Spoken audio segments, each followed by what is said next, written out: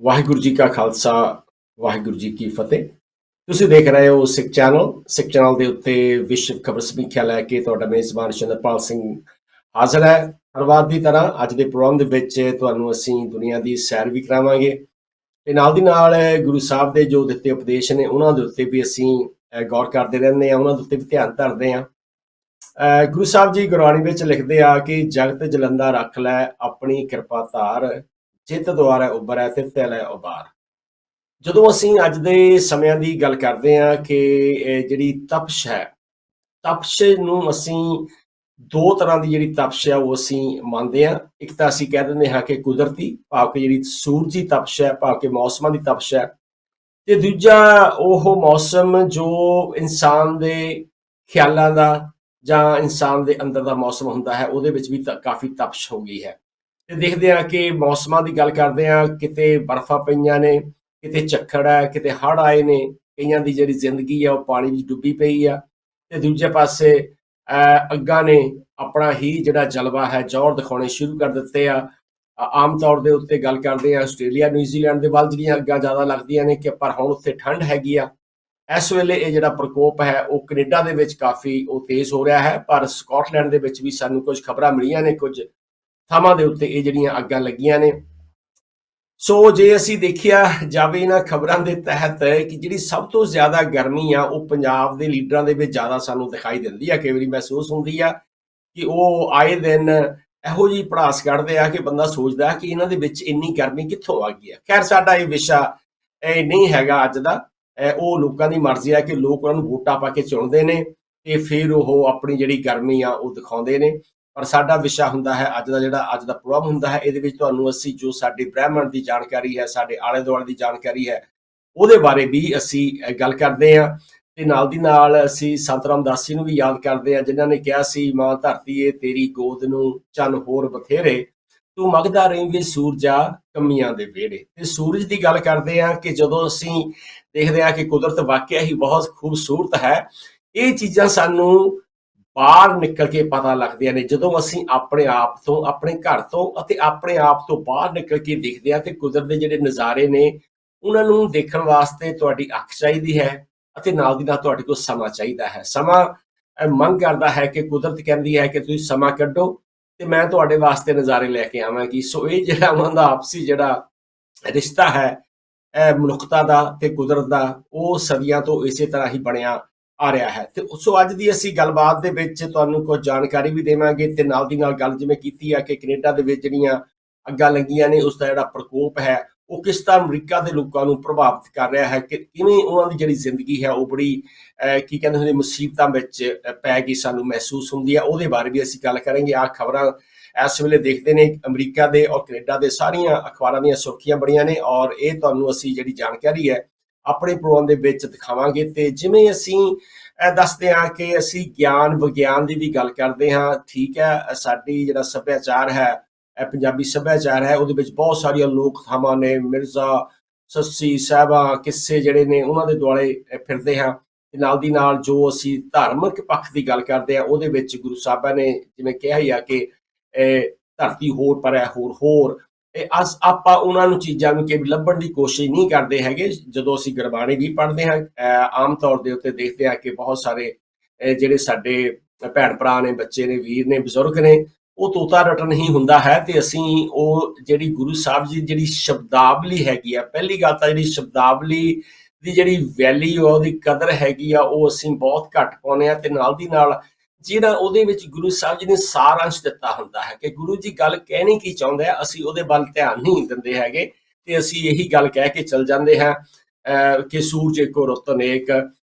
ਸੋ ਇਹ ਜਿਹੜੀਆਂ ਗੱਲਾਂ ਨੇ ਇਹ ਆਪਾਂ ਨੂੰ ਇਹ ਵੀ ਧਿਆਨ ਮੰਗਦੀਆਂ ਨੇ। ਤੇ ਅੱਜ ਦੀ ਜਿਹੜੀ ਅਸੀਂ ਗੱਲਬਾਤ ਪਿਛਲੇ ਸਮੇਂ ਤੋਂ ਜੋ ਅਸੀਂ ਪ੍ਰਸੰਗ ਸ਼ੁਰੂ ਕੀਤਾ ਹੋਇਆ ਹੈ, ਜਿਵੇਂ ਕਿ ਤੁਸੀਂ ਕਥਾ ਦਾ ਪ੍ਰਸੰਗ ਸੁਣਦੇ ਆ ਆਮ ਤੌਰ ਤੇ ਧਾਰਮਿਕ ਦੀਵਾਨਾਂ ਦੇ ਵਿੱਚ ਕਿ ਕਿਹੜਾ ਪ੍ਰਸੰਗ ਕਿੱਥੋਂ ਸ਼ੁਰੂ ਹੋਇਆ ਸੀ, ਅਸੀਂ ਜਿਹੜਾ ਪ੍ਰਸੰਗ ਆਪਣਾ ਸ਼ੁਰੂ ਕੀਤਾ ਸੀ ਉਹ ਬ੍ਰਹਿਮੰਡ ਦੀ ਉਤਪਤੀ ਤੋਂ ਤੇ ਮੁੱਢਲੇ ਜੀਵਨ ਤੋਂ ਸ਼ੁਰੂ ਕੀਤਾ ਸੀ। ਤੇ ਫਿਰ ਅਸੀਂ ਤੁਹਾਨੂੰ ਲੈ ਗਏ ਸੀ ਪੁਲਾੜ ਯਾਤਰਾ ਕਿ ਕਿਹੜੀਆਂ ਕਿਹੜੀਆਂ ਸਰਗਰਮੀਆਂ ਹੋਈਆਂ, ਕਿਹੜੀਆਂ ਕਿਹੜੇ ਯਤਨ ਹੋਏ, ਕਿਹੜੀਆਂ ਕਿਹੜੀਆਂ ਪ੍ਰਾਪਤੀਆਂ ਹੋਈਆਂ। ਉਹ ਜਿਹੜੀ ਇਨਸਾਨ ਦੇ ਕੁਦਰਤ ਦੇ ਭੇਤਾਂ ਨੂੰ ਜਾਣਨ ਦੀ ਜਿਹੜੀ ਜਗਿਆਸਾ ਸੀ ਇਨਸਾਨ ਦੀ, ਉਸਨੇ ਉਸ ਤੋਂ ਕੀ ਕਰਾਇਆ, ਉਸਨੂੰ ਕਿੱਥੇ ਕਿੱਥੇ ਲੈ ਕੇ ਗਈ, ਪੁਲਾੜ ਦੇ ਵਿੱਚ ਲੈ ਗਈ, ਜਿੱਥੇ ਤੱਕ ਸਾਡੀ ਨਜ਼ਰ ਵੀ ਨਹੀਂ ਜਾ ਸਕਦੀ ਜਾਂ ਸੋਚ ਵੀ ਨਹੀਂ ਜਾ ਸਕਦੀ, ਉੱਥੇ ਤੱਕ ਵੀ ਉਹ ਜਿਹੜੀ ਕੁਦਰਤ, ਜਿਹੜੀ ਇਨਸਾਨ ਦੀ ਜਿਹੜੀ ਜਿਗਿਆਸਾ ਹੈ ਜਾਂ ਉਹ ਜਿਹੜੀ ਦਿਵ ਦ੍ਰਿਸ਼ਟੀ ਹੈ, ਕਸ਼ਿਸ਼ ਹੈ ਜਿਹੜੀ ਚੀਜ਼ਾਂ ਨੂੰ ਭਾਲਣ ਦੀ, ਦੇਖਣ ਦੀ, ਖੋਜਣ ਦੀ, ਉਹ ਜਿਹੜੀ ਉਹਨਾਂ ਨੂੰ ਕਿੱਥੇ ਕਿੱਥੇ ਲੈ ਕੇ ਗਈ। ਸੋ ਅੱਜ ਦੀਆਂ ਜਿਵੇਂ ਕਿ ਅਸੀਂ ਗੱਲ ਕੀਤੀ ਆ ਬ੍ਰਹਿਮੰਡ ਦੇ ਵਿੱਚ, ਤੁਹਾਨੂੰ ਅਸੀਂ ਪਿਛਲੇ ਸਮੇਂ ਦਿਖਾਇਆ ਸੀ ਕਿ ਜਿਹੜੇ ਸਾਡੇ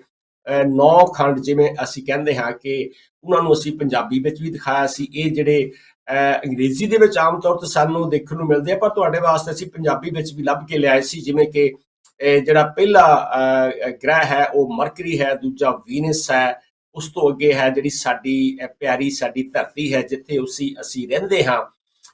ਉਸ ਤੋਂ ਬਾਅਦ ਇਹ ਜਿਹੜੇ ਖੰਡ ਨੇ, ਇਹਨਾਂ ਦੀ ਜਿਹੜੀ ਅਸੀਂ ਜਾਣਕਾਰੀ ਤੁਹਾਨੂੰ ਦਿੰਦੇ ਹਾਂ ਕਿ ਆਮ ਤੌਰ ਦੇ ਉੱਤੇ ਜਿਹੜੇ ਸੂਰਜ ਤੋਂ ਇਲਾਵਾ ਜਿਹੜੇ 4 ਹੋਰ ਖੰਡ ਨੇ ਜਾਂ ਪਲੈਨਟ ਨੇ, ਉਹਨਾਂ ਦੀ ਜਿਹੜੀ ਜਾਣਕਾਰੀ ਦਿੱਤੀ ਗਈ ਹੈ।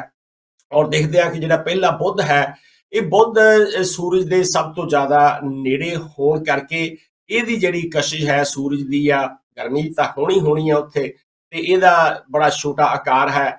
ਇਹ 88 ਦਿਨ ਦੇ ਵਿੱਚ ਆਪਣਾ ਜਿਹੜਾ ਚੱਕਰ ਲਗਾ ਲੈਂਦਾ ਹੈ ਸੂਰਜ ਦਾ, ਤੇ ਇਹ ਜਿਹੜਾ ਸਭ ਤੋਂ ਛੋਟਾ ਹੈ ਪਰ ਚੰਦ ਤੋਂ ਥੋੜਾ ਜਿਹਾ ਵੱਡਾ ਹੈ। ਚੰਦ ਦੀ ਅਸੀਂ ਗੱਲ ਕਰਦੇ ਹਾਂ, ਚੰਦ ਨੂੰ ਥੋੜਾ ਜਿਹਾ ਅਸੀਂ ਆਪਣੇ ਦਰਸ਼ਕਾਂ ਨੂੰ ਦੱਸਦੇ, ਜਿਹੜਾ ਚੰਦ ਹੈ ਉਹ ਕਿਸੇ ਗ੍ਰਹਿ ਦੇ ਵਿੱਚ ਨਹੀਂ ਆਉਂਦਾ। ਉਹ ਜਿਹੜੇ ਮੂਨਸ ਨੇ ਜਾਂ ਚੰਦ ਨੇ, ਜਿਹੜੇ ਇਹ ਵੱਡੇ ਵੱਡੇ ਗ੍ਰਹਿ ਨੇ, ਇਹਨਾਂ ਦੇ ਵੀ ਆਪਣੇ ਆਪਣੇ ਚੰਦ ਨੇ ਜਿਹੜੇ ਕਿ ਇਹਨਾਂ ਦੁਆਲੇ ਘੁੰਮਦੇ ਨੇ, ਜਿਨ੍ਹਾਂ ਦੀ ਹਲੇ ਖੋਜ ਪਤਾ ਨਹੀਂ ਉਹ ਕਦੋਂ ਮੁਕੰਮਲ ਹੋਣੀ ਆ। ਫਿਰ ਅਸੀਂ ਗੱਲ ਕਰਦੇ ਹਾਂ ਸ਼ੁੱਕਰ ਦੀ। ਜਿਹੜਾ ਸ਼ੁੱਕਰ ਹੈ ਉਹ ਦੱਸਦੇ ਆ ਕਿ ਜਿਹੜਾ ਪ੍ਰਿਥਵੀ ਅਤੇ ਬੁੱਧ ਦੇ ਵਿਚਾਲੇ ਹੈ, ਉਹ ਬਾਕੀ ਜਿਹੜੇ ਗ੍ਰਹਿ ਨੇ ਉਹਨਾਂ ਤੋਂ ਉਲਟ ਘੁੰਮਦਾ ਹੈ। ਅਸੀਂ ਜਾਣਕਾਰੀ ਤੁਹਾਨੂੰ ਥੋੜੀ ਦੇਰ ਬਾਅਦ ਦਿੰਦੇ ਹਾਂ। ਤੇ ਉਸ ਤੋਂ ਬਾਅਦ ਜਿਹੜੀ ਪ੍ਰਿਥਵੀ ਹੈ, ਪ੍ਰਿਥਵੀ ਜਿਹੜੀ ਹੈ ਕਿ ਉਸਦੇ ਉੱਤੇ ਹੀ ਸਿਰਫ ਤਾਂ ਸਿਰਫ ਇਹਨਾਂ ਗ੍ਰਹਿਾਂ ਤੋਂ ਨੂੰ ਛੱਡ ਕੇ ਖੋਜਾਂ ਭਾਵੇਂ ਹੋ ਰਹੀਆਂ ਨੇ, ਬੜੇ ਲੰਮੇ ਸਮੇਂ ਤੋਂ ਹੋ ਰਹੀਆਂ ਨੇ, ਪਰ ਸਿਰਫ ਤਾਂ ਜਿਹੜਾ ਪਾਣੀ ਹੈ ਜਾਂ ਆਕਸੀਜਨ ਹੈ ਜਾਂ ਬਨਸਪਤੀ ਹੈ, ਉਹ ਸਿਰਫ ਤਾਂ ਸਿਰਫ ਇਸੇ ਧਰਤੀ ਉੱਤੇ ਹੈ, ਹੋਰ ਕਿਸੇ ਵੀ ਗ੍ਰਹਿ ਉੱਤੇ ਨਹੀਂ ਹੈ। ਉਸ ਤੋਂ ਬਾਅਦ ਅਸੀਂ ਮੰਗਲ ਦੀ ਗੱਲ ਕਰਦੇ ਹਾਂ। ਮੰਗਲ ਦੱਸਦੇ ਆ ਕਿ ਜਿਹੜਾ ਕਾਫੀ ਜਿਹੜਾ ਠੰਡਾ ਤੇ ਮਾਰੂਥਲ ਵਰਗਾ ਜਿਹੜਾ ਇਹਦਾ ਐਟਮੋਸਫੀਅਰ ਹੈ ਉੱਥੋਂ ਦਾ, ਭਾਵੇਂ ਇਹ ਜਿਹੜਾ ਹੈ ਕਰੋੜਾਂ ਸਾਲਾਂ ਤੋਂ ਪਹਿਲਾਂ ਤੋਂ ਪਤਾ ਲੱਗਾ ਕਿ ਉੱਥੇ ਥੋੜੀ ਬਹੁਤੀ ਨਰਮੀ ਵੀ ਸੀ, ਭਾਵ ਕਿ ਸਲਾਬਾ ਵੀ ਸੀ, ਪਰ ਉਸ ਤੋਂ ਬਾਅਦ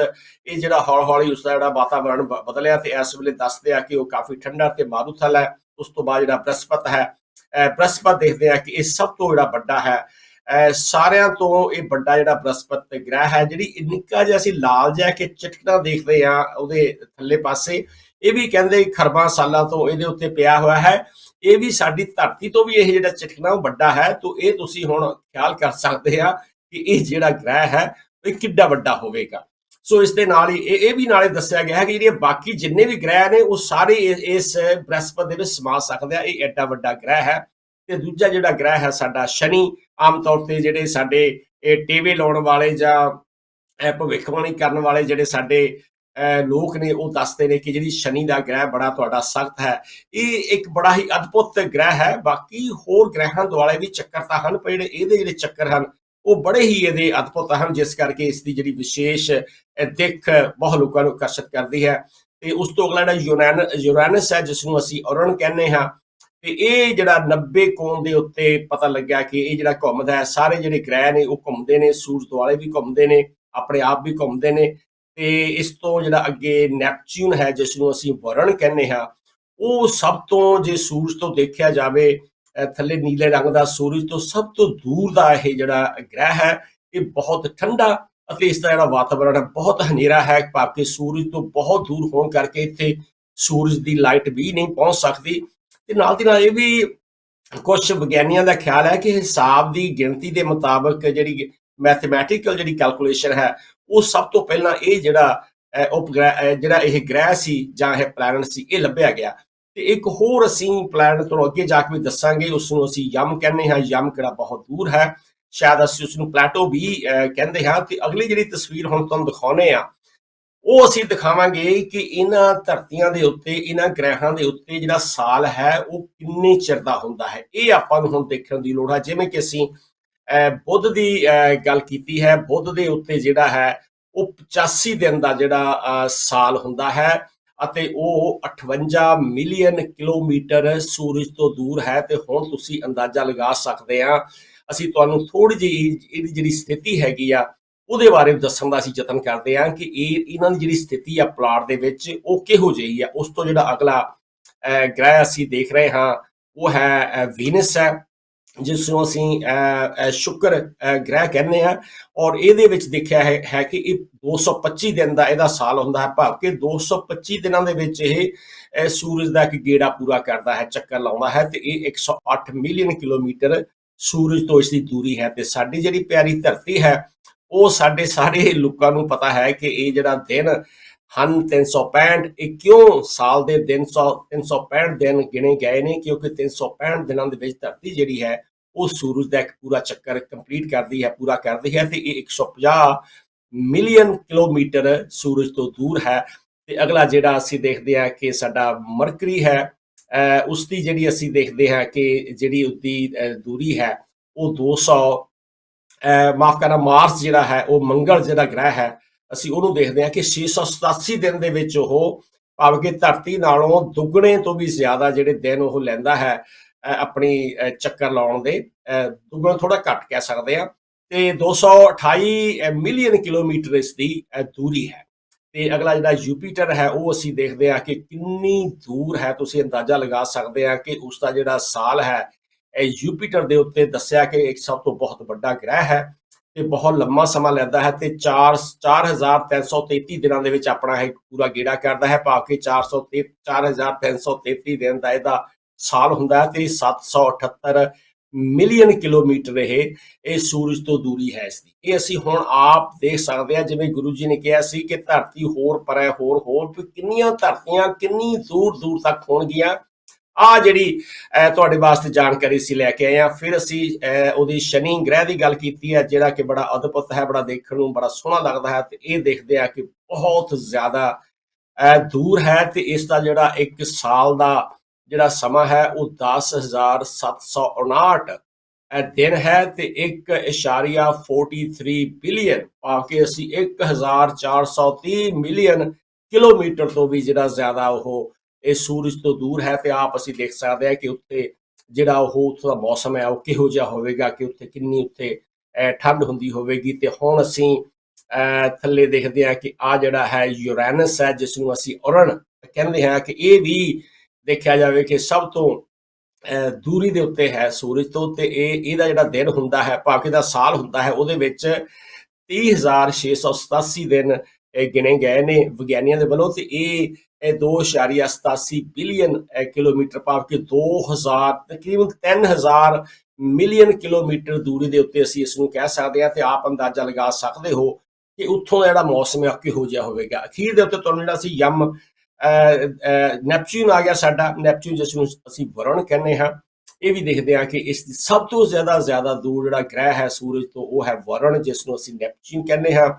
ਤੇ ਇਹ 60,190 ਦਿਨਾਂ ਦੇ ਵਿੱਚ ਜਿਹੜਾ ਆਪਣਾ ਪੂਰਾ ਗੇੜਾ ਸੂਰਜ ਦਾ ਲਾਉਂਦਾ ਹੈ। ਤੇ ਇਹ ਦੂਰੀ ਹੋਣ ਕਰਕੇ ਇਹਦੀ ਸਪੀਡ ਵੀ ਅਸੀਂ ਸਲੋ ਕਹਿ ਸਕਦੇ ਹਾਂ, ਪਰ ਇਹਦਾ ਘੇਰਾ ਵੀ ਬਹੁਤ ਵੱਡਾ ਹੈ, ਕਿਉਂਕਿ ਉਸਨੂੰ ਬਹੁਤ ਬਾਹਰੋਂ ਘੁੰਮ ਕੇ ਆਉਣਾ ਪੈਂਦਾ ਹੈ। ਤੇ ਇਹ ਦੇਖਦੇ ਆ ਕਿ 4,500 ਮਿਲੀਅਨ ਕਿਲੋਮੀਟਰ ਦੂਰ ਹੈ, ਭਾਵ ਕਿ 4.5 ਬਿਲੀਅਨ ਕਿਲੋਮੀਟਰ ਜਿਹੜਾ ਇਹ ਦੂਰ ਹੈ। ਤੇ ਹੁਣ ਤੁਹਾਨੂੰ ਅਸੀਂ ਇੱਕ ਨਿੱਕੀ ਜਿਹੀ ਵੀਡੀਓ ਦਿਖਾਉਂਦੇ ਹਾਂ। ਆ ਜਿਹੜਾ ਅਸੀਂ ਪਲੂਟੋ ਦੀ ਗੱਲ ਕੀਤੀ ਹੈ ਕਿ ਪਲੂਟੋ ਵੀ ਥੋੜੇ ਸਾਲ ਪਹਿਲਾਂ ਇਸ ਨੂੰ ਲੱਭਿਆ ਗਿਆ ਸੀ, ਪਰ ਇਸ ਨੂੰ ਗ੍ਰਹਿ ਨਹੀਂ ਕਹਿੰਦੇ ਹੈ ਕਿ ਬਹੁਤ ਹੀ ਇਹ ਛੋਟਾ ਹੈ। ਇਸ ਕਰਕੇ ਇਹਦੀ ਜਿਹੜੀ ਗਿਣਤੀ ਆ ਉਹ ਗ੍ਰਹਿਾਂ ਦੇ ਵਿੱਚ ਨਹੀਂ ਆਉਂਦੀ, ਜਾਂ ਇਸ ਨੂੰ ਕਹਿੰਦੇ ਆ ਕਿ ਡਵਾਰਫ ਜਿਹੜੇ ਪਲੈਨਟ ਨੇ, ਨਿੱਕੇ ਨਿੱਕੇ ਹੋਰ ਜਿਹੜੇ ਗਰਦਸ਼ ਕਰਦੇ ਨੇ, ਹੋਰ ਬਹੁਤ ਸਾਰੀਆਂ ਨਿੱਕੀਆਂ ਨਿੱਕੀਆਂ ਧਰਤੀਆਂ ਨੇ। ਪਰ ਅਸੀਂ ਗੱਲ ਕਰਾਂਗੇ ਆਉਣ ਵਾਲੇ ਸਮੇਂ ਦੇ ਵਿੱਚ ਕਿ ਸੂਰਜ ਤੋਂ ਵੀ ਵੱਡੇ ਹੋਰ ਸਿਤਾਰੇ ਨੇ, ਉਹਨਾਂ ਦੀ ਗੱਲ ਕਰਾਂਗੇ। ਪਰ ਨਾਲ ਦੀ ਨਾਲ ਜਿਹੜੀ ਜਾਣਕਾਰੀ ਤੁਹਾਡੇ ਵਾਸਤੇ ਅਸੀਂ ਇਕੱਠੀ ਕੀਤੀ ਹੈ ਕਿ ਅੰਦਾਜ਼ੇ ਦੇ ਮੁਤਾਬਕ ਜਿਹੜਾ ਸੂਰਜ ਦਾ ਭਾਰ ਆ ਉਹ ਦੱਸਦੇ ਆ ਕਿ ਧਰਤੀ ਤੋਂ 3 ਲੱਖ ਗੁਣਾ ਜ਼ਿਆਦਾ ਹੈ। ਹੁਣ ਅਸੀਂ ਅੰਦਾਜ਼ਾ ਲਗਾ ਸਕਦੇ ਹਾਂ ਕਿ ਸੂਰਜ ਕਿੱਡਾ ਬੜਾ ਹੋ ਸਕਦਾ ਹੈ। ਤੇ ਜਿਹੜਾ ਜੁਪੀਟਰ ਹੈ ਉਹਦੀ ਅਸੀਂ ਗੱਲ ਕਰਦੇ ਹਾਂ ਕਿ ਉਹ ਤਕਰੀਬਨ ਜਿਹੜਾ ਹੈ ਧਰਤੀ ਤੋਂ 10 ਗੁਣਾ ਵੱਡਾ ਹੈ, ਤੇ ਸੂਰਜ ਉਸ ਤੋਂ ਵੀ 10 ਗੁਣਾ ਵੱਡਾ ਹੈ। ਤਾਂ ਅਸੀਂ ਇਹ ਦੇਖ ਸਕਦੇ ਹਾਂ ਕਿ ਸੂਰਜ ਕਿੱਡਾ ਬੜਾ ਗ੍ਰਹਿ ਹੈ।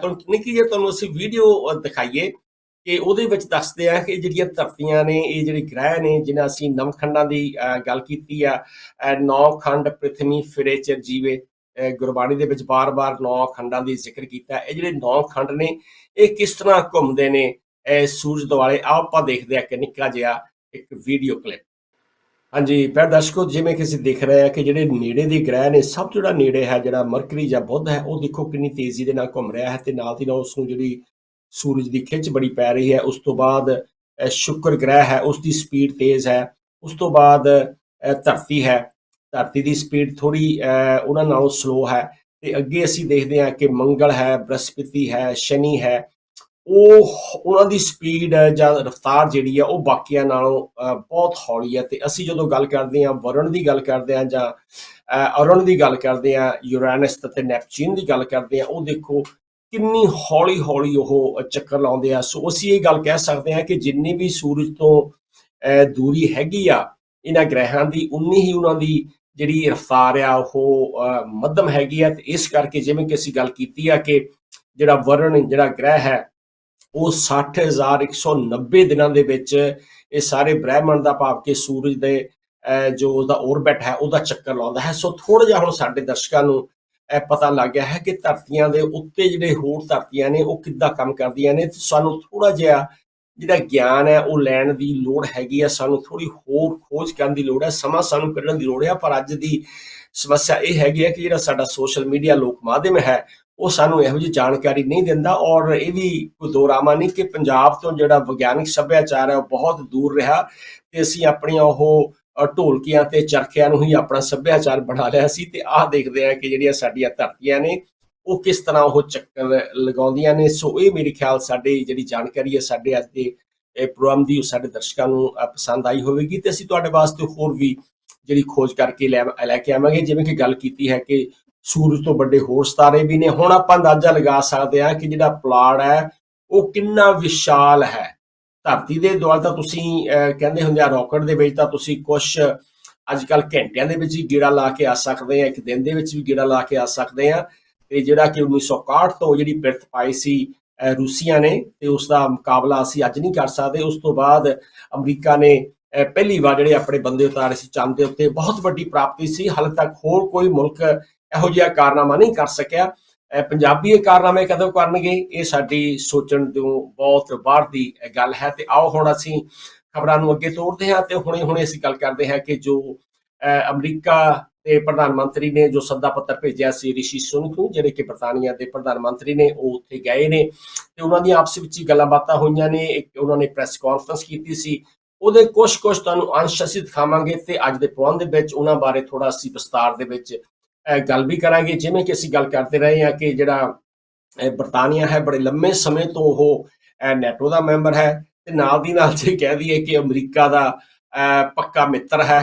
ਪਰ ਦੂਜੇ ਪਾਸੇ ਇਹ ਵੀ ਦੇਖਿਆ ਜਾ ਸਕਦਾ ਹੈ ਕਿ ਉਹਦੇ ਪੱਕੇ ਮਿੱਤਰ ਨੇ ਹੀ ਬਰਤਾਨੀਆ ਨੂੰ ਜਿਹੜੀ ਇਰਾਕ ਦੀ ਜੰਗ ਵਿੱਚ ਝੁਕਿਆ ਸੀ ਤੇ ਜਿਸ ਤੋਂ ਬਾਅਦ ਦੇਖਦੇ ਹਾਂ ਕਿ ਉਸ ਜੰਗ ਤੋਂ ਬਾਅਦ ਜੇ ਹੁਣ ਤੱਕ ਦੇਖੀਏ ਜਿਹੜੀ ਦੁਨੀਆ ਹੈ ਉਹ ਆਪਣੇ ਪੈਰਾਂ ਤੇ ਨਹੀਂ ਖੜੀ ਹੋ ਸਕੀ। ਤੇ ਉਸ ਜੰਗ ਦੇ ਦੌਰਾਨ ਕਿੰਨਾ ਖਰਚਾ ਆਇਆ ਸੀ ਤੇ ਅਗਰ ਉਹ ਖਰਚਾ ਅਸੀਂ ਮਨੁੱਖਤਾ ਉੱਤੇ ਕੀਤਾ ਹੁੰਦਾ ਤੇ ਅੱਜ ਇਹ ਦੁਨੀਆ ਸਵਰਗ ਬਣ ਸਕਦੀ ਸੀ। ਤੇ ਆਓ ਦੇਖਦੇ ਹਾਂ, ਪਹਿਲਾਂ ਅਸੀਂ ਜੋ ਬਾਈਡਨ ਦੀ ਗੱਲ ਸੁਣਾਂਗੇ ਤੇ ਉਸ ਤੋਂ ਬਾਅਦ ਫਿਰ ਰਿਸ਼ੀ ਸੁਨਕ ਦੀ ਗੱਲ ਕਰਾਂਗੇ ਤੇ ਫਿਰ ਆਪਣੀ ਗੱਲ ਅਸੀਂ ਉਹਦੇ ਵਿੱਚ ਰੱਖਾਂਗੇ। ਆਓ ਸੁਣਦੇ ਹਾਂ ਪਹਿਲਾਂ ਜੋ ਬਾਈਡਨ ਨੂੰ। My honor to welcome Prime Minister Sunak to the White House. Rishi, you're probably tired of meeting. We met in March in San Diego to discuss AUKUS and with Prime Minister of Australia. In April, we were there for the 25th anniversary of the Good Friday Agreement in Belfast. We met and discussed again today the need to get the Stormont Institution Northern Ireland up and running. Last month, together with our G7 partners in Hiroshima, we drove progress in everything from our shared support for the brave people of Ukraine to the common principles of engaging with China. Today in Washington, we have had important and positive discussions to deepen our bilateral economic relationship and expand our cooperation to shape the challenges and future for this remainder of this century. It's a testament to the depth, breadth, and I would argue the intensity of our cooperation and coordination, which has existed, continues to exist between the United Kingdom and the United States. There's no issue of importance, none, that where our nations are not leading together and where we're not sharing our common values to make things better. In our conversations today, we continue to build on all that we've achieved over these past months. We discussed how we can continue to adapt and upgrade our partnership to ensure our countries remain at the cutting edge of a rapidly changing world. Our economic partnership is an enormous strength and source of strength that anchors everything that we do together. We want to harness that power to make sure we're creating good jobs and supporting working class families in both our countries, and that growth is shared broadly and no one gets left behind. So today, we're releasing a new plan to equip our economic partnership for the 21st century. It outlines how we can enhance our cooperation to accelerate the clean energy transition that must take place and is taking place, lead the development of emerging technologies that are going to shape so much of our future, and protect technologies critical to our national security. And a key piece of that is working together to strengthen our critical mineral supply chains and to make them more resilient so we're not dependent on any one country to meet our goals. When it comes to technology that will shape the future, like semiconductors, quantum computing, artificial intelligence, the UK and the US are working together to make sure they are developed safely and responsibly and jointly. We're going to do more on joint research and development to ensure the future we're building remains fundamentally aligned with our value set in both our countries. And we're doing more to prevent technologies that are invented and developed in our countries from being used for military or intelligence purposes by countries that do not share our values. Today, we'll also discuss our unwavering support for the people of Ukraine and who are defending themselves against the most brutal aggression we've seen in a long time at the hands of Russia and Putin. It is an honour to be here at the White House, and thank you for your very warm welcome. Not for decades has the relationship between our two nations been so important. The values we share, our belief in freedom, democracy and the rule of law, have never changed. They never will. But what has changed are the challenges that we face. And standing here together, as our predecessors have done for generations, I feel confident that through the strength of our relationship, we can shape the world once again in our pursuit of liberty, prosperity, and the possibilities of a new age. And that begins with our highest priority, national security. Last time I was here in the US, we signed AUKUS, the most significant defence partnership in generations, because we recognise that the security of the Atlantic and Pacific regions are indivisible. And just a fortnight ago, in Hiroshima, President Biden and I stood with President Zelensky and our G7 allies in a powerful display of unity. The UK is proud of our contribution, including providing tanks, long-range weapons, and training Ukrainian soldiers. But let no one doubt, US leadership and resources are the decisive contribution allowing the forces of democracy and freedom to prevail. As I said in Congress, and I say again now to President Biden and to the American people, thank you.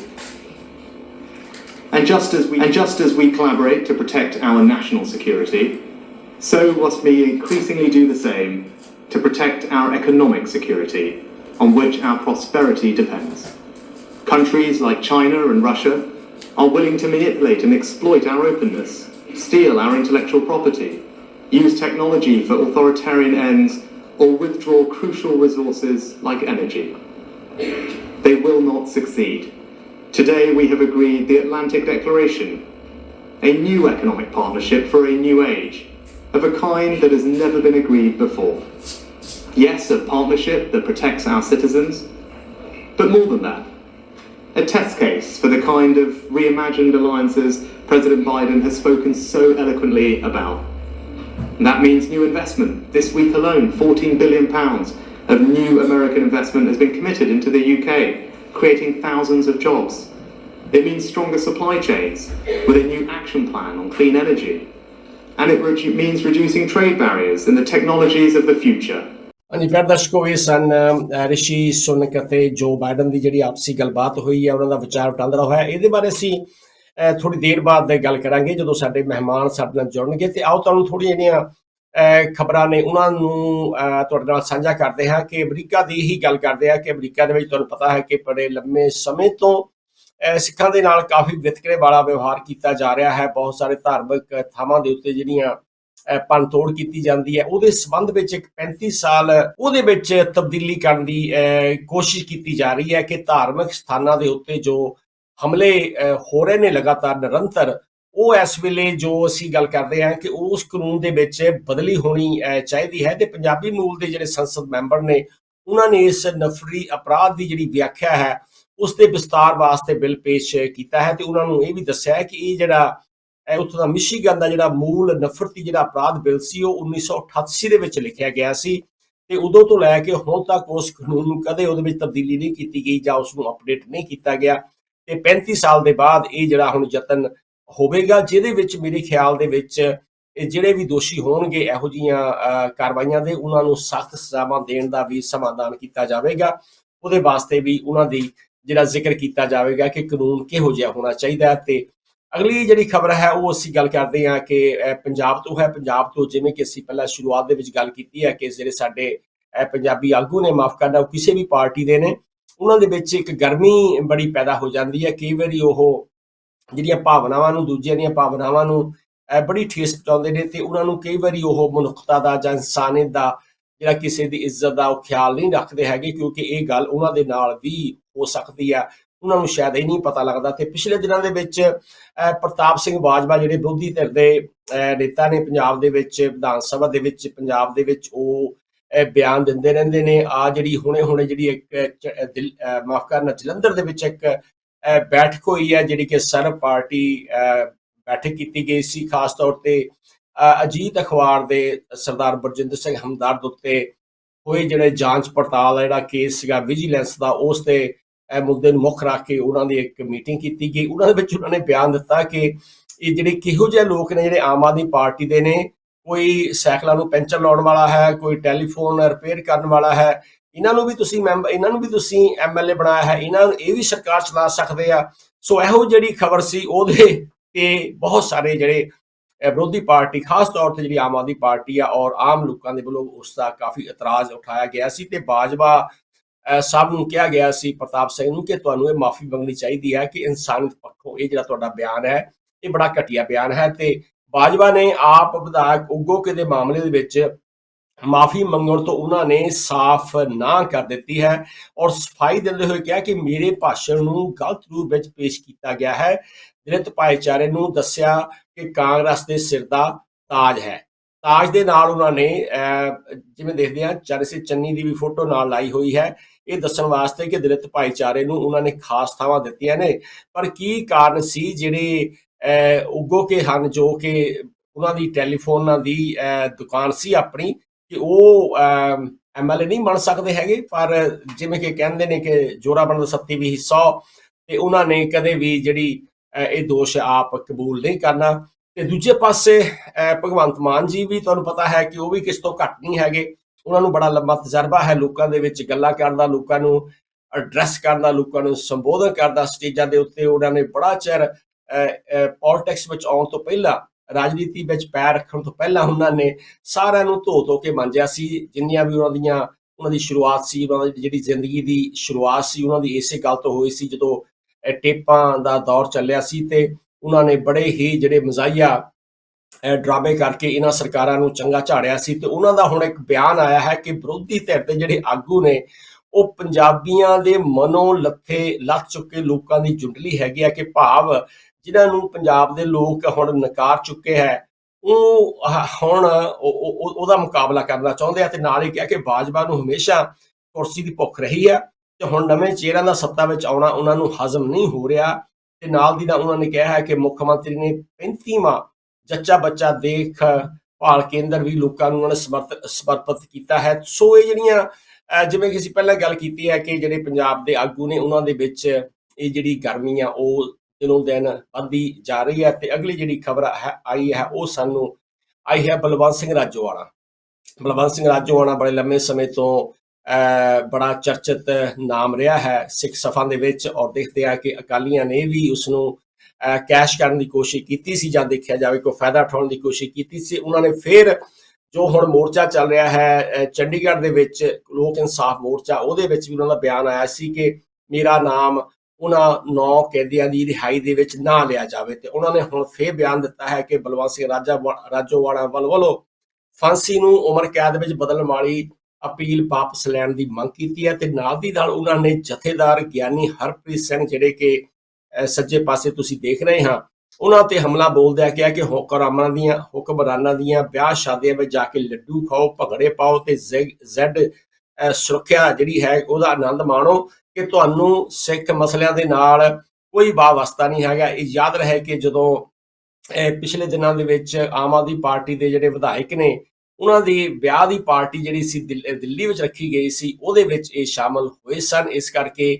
ਇਹ ਜਿਹੜੀ ਰਾਜੋਵਾਣਾ ਦਾ ਹੁਣ ਇੱਕ ਬਿਆਨ ਆਇਆ ਹੈ। ਤੇ ਅਖੀਰ ਦੇ ਵਿੱਚ ਇੱਕ ਨਿੱਕੀ ਜਿਹੀ ਖਬਰ ਆਈ ਹੈ, ਸ਼ਾਇਦ ਉਹ ਕਿਸਾਨਾਂ ਦੇ ਵਾਸਤੇ ਬੜੀ ਖੁਸ਼ੀ ਦੀ ਗੱਲ ਹੈ, ਜਾਂ ਫਿਰ ਉਹ ਜਿਹੜੀਆਂ ਆਉਣ ਵਾਲੀਆਂ ਲੋਕ ਸਭਾ ਦੀਆਂ ਚੋਣਾਂ ਨੇ ਅਗਲੇ ਸਾਲ, ਉਸ ਨੂੰ ਮੁੱਖ ਰੱਖਦੇ ਹੋਏ ਇੱਕ ਸਰਕਾਰ ਨੇ ਹੁਣ ਪੱਤਾ ਖੇਲਿਆ ਹੈ, ਜਿੱਥੇ ਕਿ 2 ਸਾਲ ਉਹਨਾਂ ਨੇ ਕਿਸਾਨਾਂ ਨੂੰ ਦਿੱਲੀ ਦੀਆਂ ਸੜਕਾਂ ਉੱਤੇ ਟੰਗੀ ਰੱਖਿਆ ਸੀਗਾ। ਤੇ ਹੁਣ ਉਹਨਾਂ ਨੇ ਬਿਆਨ ਦਿੱਤਾ ਹੈ ਕਿ ਝੋਨੇ ਦਾ ਜਿਹੜਾ ਘੱਟੋ ਘੱਟ ਸਮਰਥਨ ਜਿਹੜਾ ਮੁੱਲ ਹੈ ਉਹ 143 ਰੁਪਏ ਭਾਵ ਕਿ ਜਿਹੜਾ ਝੋਨੇ ਦਾ ਭਾਅ ਵਧਾਇਆ ਗਿਆ ਹੈ। ਤੇ ਨਾਲ ਦੀ ਨਾਲ ਉਹਨਾਂ ਨੇ ਕਿਹਾ ਕਿ ਸਾਉਣੀ ਦੀਆਂ ਹੋਰ ਫਸਲਾਂ ਦਾ MSP ਵੀ ਜਿਹੜਾ ਉਹ 10.35% ਤੱਕ ਵਾਧਾ ਕੀਤਾ ਜਾਵੇਗਾ।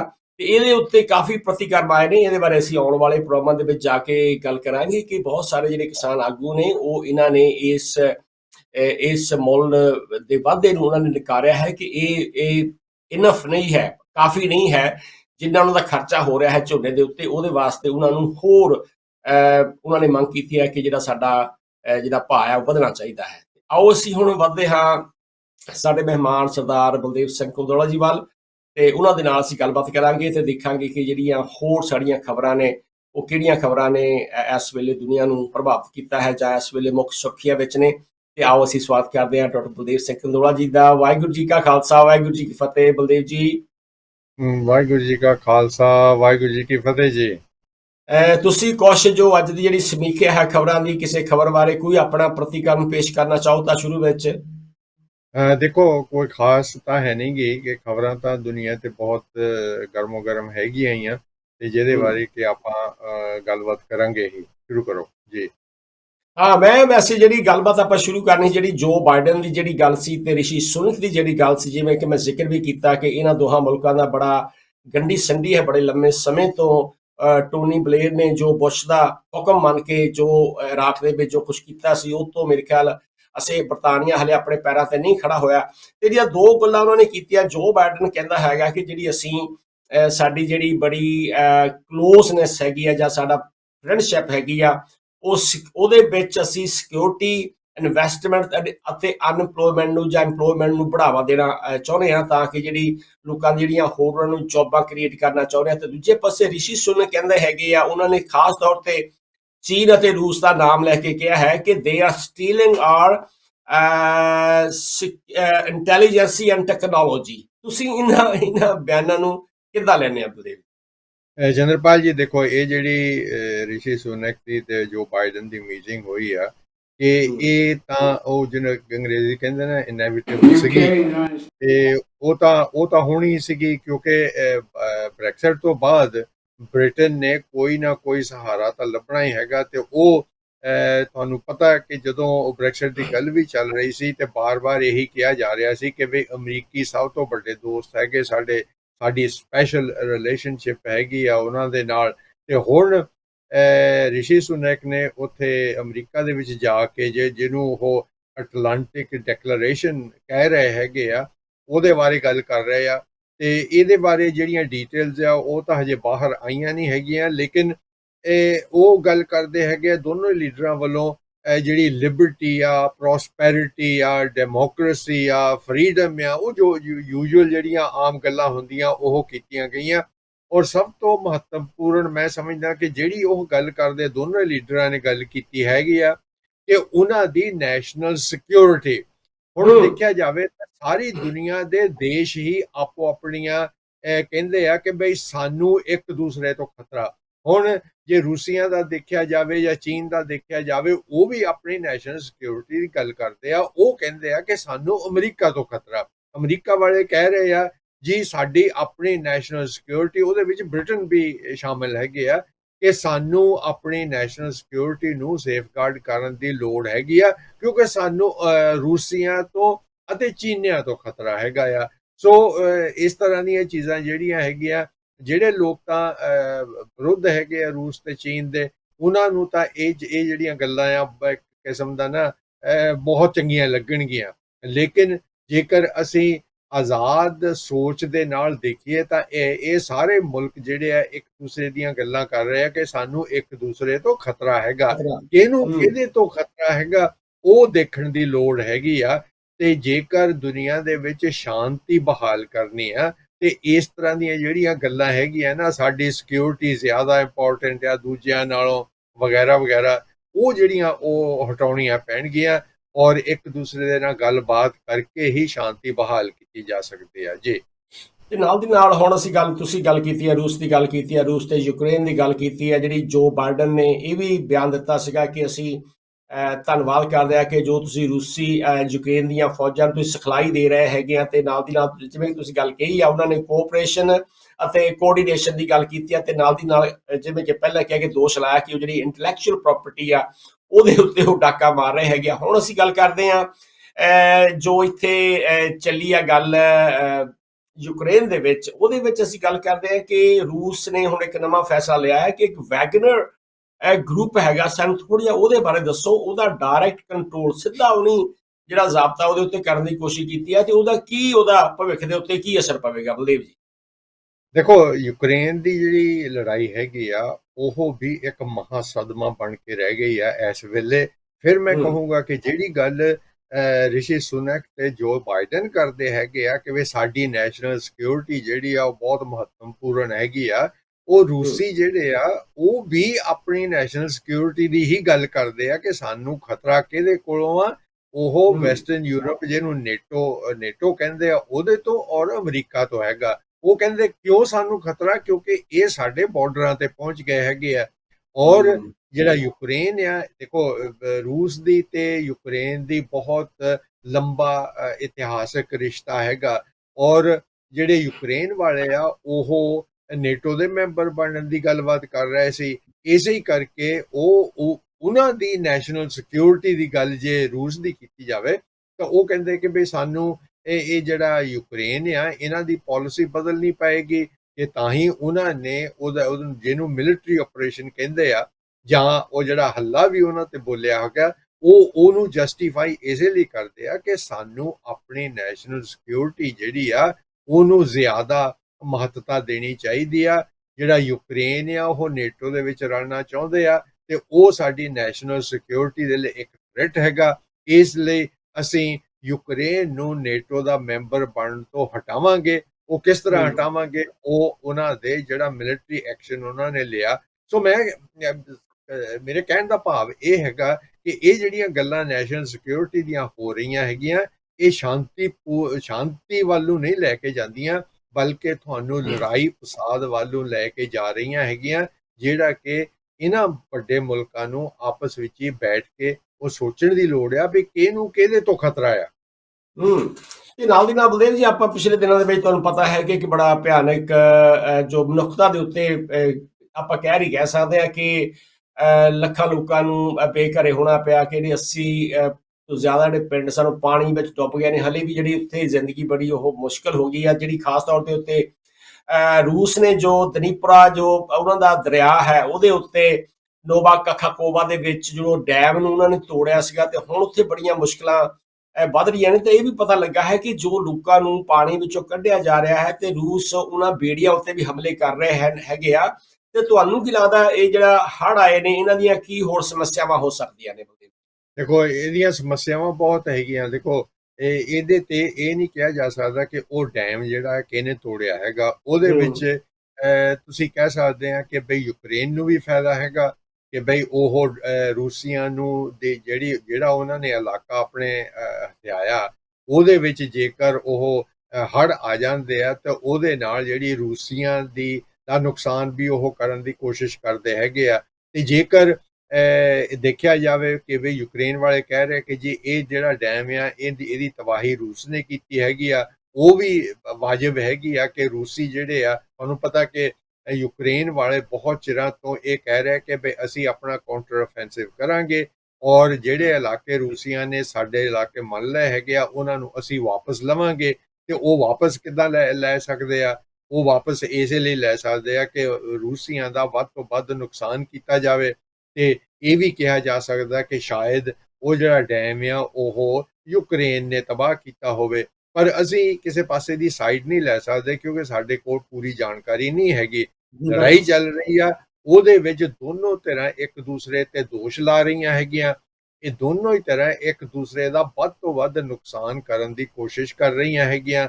ਉਹੀ ਗੱਲ ਫੇਰ ਆ ਜਾਂਦੀ ਆ ਕਿ ਜਿਹੜੀ ਹੈਗੀ ਆ ਇਸ ਸਮੱਸਿਆ ਦਾ ਹੱਲ ਜਿਹੜਾ ਆ ਦੁਨੀਆ ਦੇ ਵਿੱਚ ਹਮੇਸ਼ਾ ਕਿਹਾ ਜਾਂਦਾ ਕਿ ਲੜਾਈਆਂ ਜਿਹੜੀਆਂ ਉਹ ਮਿਲਟਰੀ ਦੇ ਨਾਲ ਬੰਦ ਨਹੀਂ ਹੁੰਦੀਆਂ, ਉਹ ਸਿਰਫ ਤੇ ਸਿਰਫ ਟੇਬਲ ਤੇ ਬਹਿ ਕੇ ਇੱਕ ਦੂਸਰੇ ਦੇ ਸਾਹਮਣੇ ਗੱਲਬਾਤ ਕਰਕੇ ਉਹਨਾਂ ਸਮੱਸਿਆਵਾਂ ਦਾ ਹੱਲ ਕੀਤਾ ਜਾਂਦਾ। ਆ ਜਿਹੜੀ ਵੈਗਨਰ ਗਰੁੱਪ ਹੈਗਾ, ਤੁਹਾਨੂੰ ਪਤਾ ਕਿ ਇਹ ਬਹੁਤ ਚਿਰਾਂ ਤੋਂ ਜਿਹਨੂੰ ਕਿ ਸਪਾਂਸਰ ਕਹਿ ਰਿਹਾ ਕਿ ਭਈ ਉਹ ਰੂਸ ਤੋਂ ਹੋ ਰਹੀ ਹੈਗੀ ਆ। ਇਹ ਅਫਰੀਕਾ ਦੇ ਵਿੱਚ ਵੀ ਕਾਫੀ ਐਕਟਿਵ ਹੈਗੇ ਆ ਤੇ ਇਹ ਯੂਕਰੇਨ ਦੀ ਲੜਾਈ ਜਦੋਂ ਸ਼ੁਰੂ ਹੋਈ ਆ 1.5 ਸਾਲ ਪਹਿਲਾਂ ਉੱਥੇ ਵੀ ਆ ਗਏ ਸੀ। ਤੇ ਇਹ ਗਰੁੱਪ ਜਿਹੜਾ ਆ ਇਹ ਇੱਕ ਕਿਸਮ ਦੀ ਪ੍ਰਾਈਵੇਟ ਆਰਮੀ ਆ, ਲੇਕਿਨ ਇਹਦੇ ਵਿੱਚ ਹੱਥ ਜਿਹੜਾ ਆ ਰੂਸ ਦੀ ਸਰਕਾਰ ਦਾ ਵੀ ਹੈਗਾ। ਤੇ ਉਹ ਇਹਨਾਂ ਦੇ ਜਿਹੜੇ ਆ ਮਤਭੇਦ ਵੀ ਆ ਜਾਂਦੇ ਆ ਕਿ ਇਹ ਵਾਗਨਰ ਗਰੁੱਪ ਰੂਸੀ ਫੌਜ ਨੂੰ ਕਹਿ ਰਿਹਾ ਕਿ ਤੁਸੀਂ ਚੰਗੀ ਤਰ੍ਹਾਂ ਲੜ ਨਹੀਂ ਰਹੇ ਤੇ ਰੂਸੀ ਇਹਨਾਂ ਨੂੰ ਕੰਟਰੋਲ ਕਰਨ ਦੀ ਕੋਸ਼ਿਸ਼ ਕਰਦੇ ਹੈਗੇ ਆ।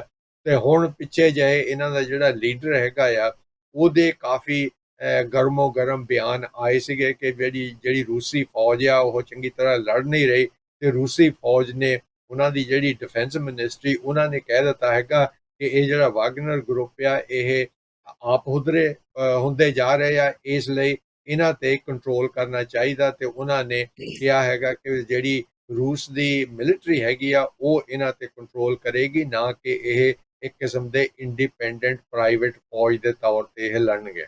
ਜੀ ਠੀਕ ਹੈ ਬਲਦੇਵ ਜੀ, ਇਸ ਤੋਂ ਪਹਿਲਾਂ ਕਿ ਆਪਾਂ ਜੋ ਸਿੱਖਾਂ ਦੀਆਂ ਅਕੈਡਮੀਆਂ ਸਫਾਂ ਦੇ ਵਿੱਚ ਇੱਕ ਨਵੀਂ ਹਲਚਲ ਹੋਈ ਹੈ ਉਹਦੇ ਬਾਰੇ ਆਪਾਂ ਗੱਲ ਕਰੀਏ, ਥੋੜੀ ਜਿਹੀ ਆਪਾਂ ਗੱਲ ਕਰੀਏ ਸਕਾਟਲੈਂਡ ਦੀ ਲੋ ਔਰਤ ਦੀ, ਜਿਸ ਨੂੰ ਬਹੁਤ ਸਾਰੀਆਂ ਅਖਬਾਰਾਂ ਨੇ ਬਹੁਤ ਸਮਾਂ ਪਹਿਲਾਂ ਜਦੋਂ ਕਿ ਰੈਫਰੈਂਡਮ ਹੋਇਆ ਸੀ ਸਕਾਟਲੈਂਡ ਦੇ ਵਿੱਚ ਉਸ ਨੂੰ ਆਇਰਨ ਲੇਡੀ ਵੀ ਕਿਹਾ ਸੀ, ਨਿਕੋਲਾ ਸਟਰਜਨ ਦੀ।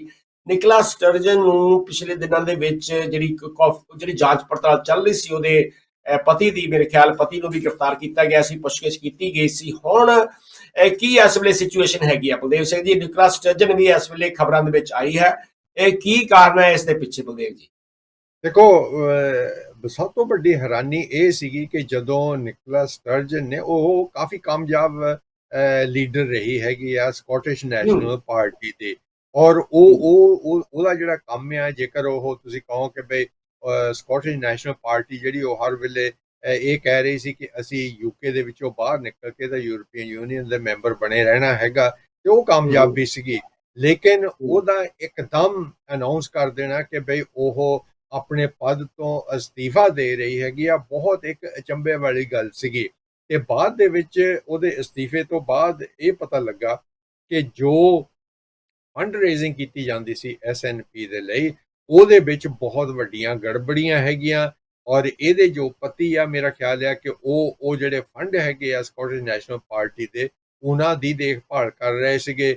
ਸਭ ਤੋਂ ਪਹਿਲਾਂ ਸਕਾਟਲੈਂਡ ਦੀ ਪੁਲਿਸ ਨੇ ਉਹਨਾਂ ਨੂੰ ਹਿਰਾਸਤ ਦੇ ਵਿੱਚ ਲਿਆ ਕਿ ਬਈ ਉਹ ਦੱਸਣ ਕਿ ਜਿਹੜਾ ਸਕਾਟਿਸ਼ ਨੈਸ਼ਨਲ ਪਾਰਟੀ ਦੇ ਫਾਈਨੈਂਸਿਸ ਹੈਗੇ ਆ ਉਹਨਾਂ ਦੇ ਵਿੱਚ ਜੋ ਗੜਬੜੀਆਂ ਹੈਗੀਆਂ ਉਹ ਕਿਉਂ ਹੈਗੀਆਂ।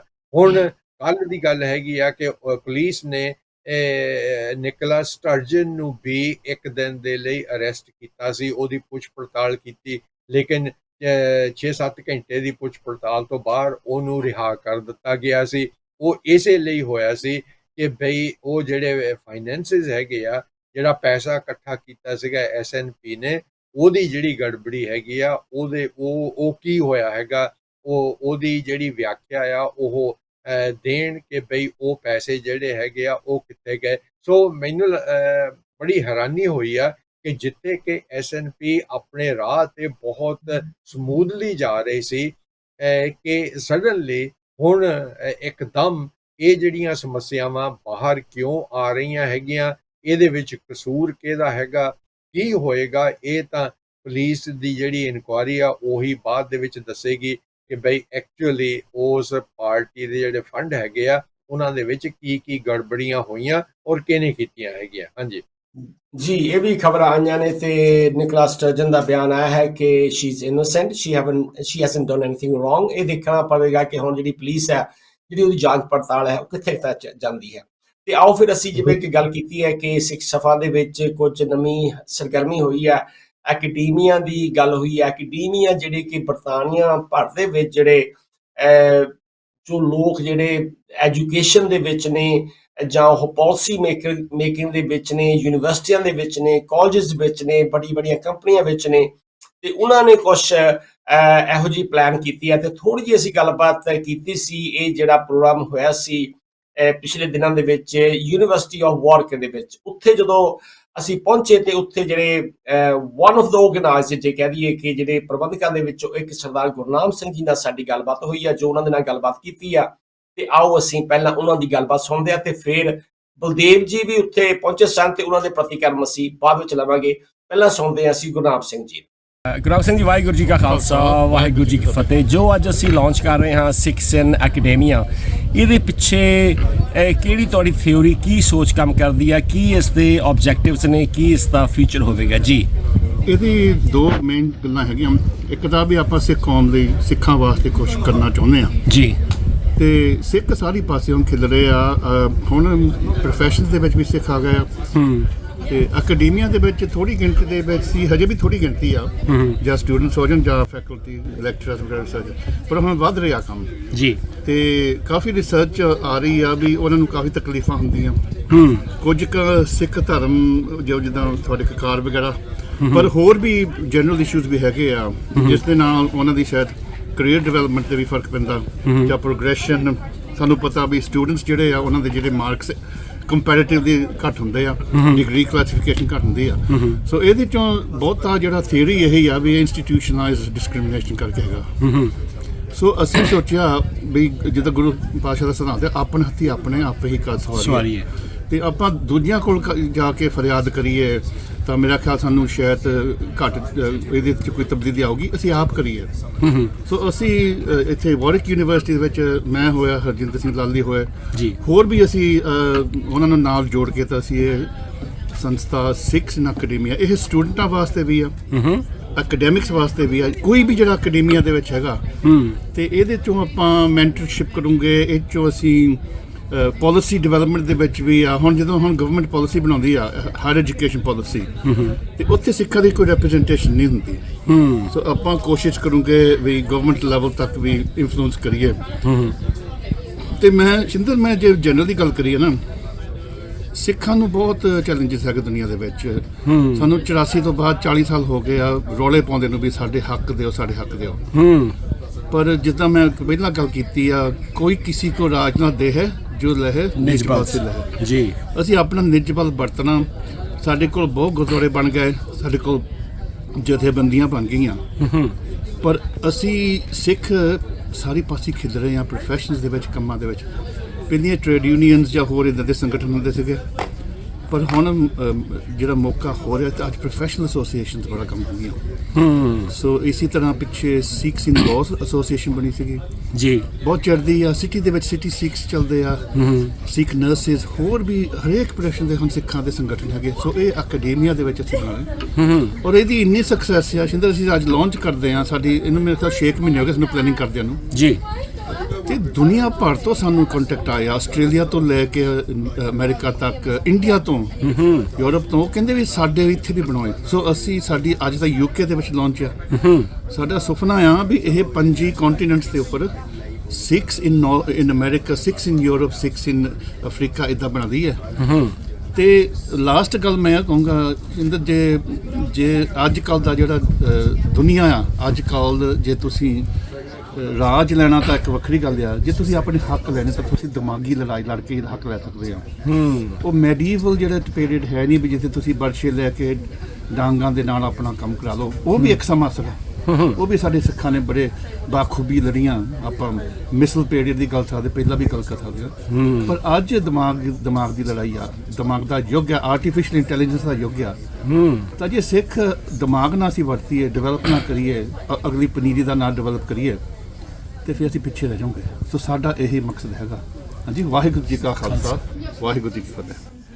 ਧੰਨ ਬਹੁਤ ਹੀ ਸਤਿਕਾਰਯੋਗ ਸਰਦਾਰ ਗੁਰਨਾਮ ਸਿੰਘ ਜੀ, ਜਿਨ੍ਹਾਂ ਨੇ ਆਪਣੇ ਵਿਚਾਰ ਰੱਖੇ ਆ ਕਿ ਇਹ ਜਿਹੜਾ ਨਵੀਂ ਜਿਹੜੀ ਸੰਸਥਾ ਬਣ ਰਹੀ ਹੈ ਉਹਦੇ ਕੀ ਫਾਇਦੇ ਨੇ, ਕੀ ਮਾਇਨੇ ਨੇ। ਉਹਨਾਂ ਨੇ ਗੱਲ ਕੀਤੀ ਹੈ ਜਿਹੜੀ ਸਭਾ ਹੈਗੀ ਹੈ ਇਹ ਵਿਦਿਆਰਥੀਆਂ ਵਾਸਤੇ ਹੋਵੇਗੀ, ਐਕੈਡੈਮਿਕਸ ਵਾਸਤੇ ਹੋਵੇਗੀ, ਤੇ ਜਿਹੜੇ ਖੋਜ ਕਰਨਾ ਚਾਹੁੰਦੇ ਆ, ਖਾਸ ਤੌਰ ਤੇ ਜਿਹੜੇ ਕੈਂਡੀਡੇਟ ਨੇ ਜਿਨ੍ਹਾਂ ਦਾ ਪਿਛੋਕੜ ਸਿੱਖ ਪਰਿਵਾਰਾਂ ਦੇ ਨਾਲ ਹੈ ਜਾਂ ਪੰਜਾਬੀ ਪਰਿਵਾਰਾਂ ਦੇ ਨਾਲ ਹੈ। ਬਲਦੇਵ ਜੀ, ਤੁਸੀਂ ਇਹ ਸਾਰੀਆਂ ਉਸ ਦਿਨ ਦਾ ਜਿਹੜਾ ਤੁਸੀਂ ਸਾਰਾ ਪ੍ਰਤੀਕਰਮ ਦੇਖਿਆ, ਪਹਿਲਾਂ ਸ਼ੁਰੂ ਦੇ ਵਿੱਚ ਤੁਸੀਂ ਇਹਦੇ ਬਾਰੇ ਕੀ ਕਹਿਣਾ ਚਾਹੁੰਦੇ ਆ ਸੰਖੇਪ ਦੇ ਵਿੱਚ ਬਲਦੇਵ ਜੀ? ਸਾਡੇ ਕੋਲ 4 ਮਿੰਟ ਬਾਕੀ ਨੇ ਜੀ।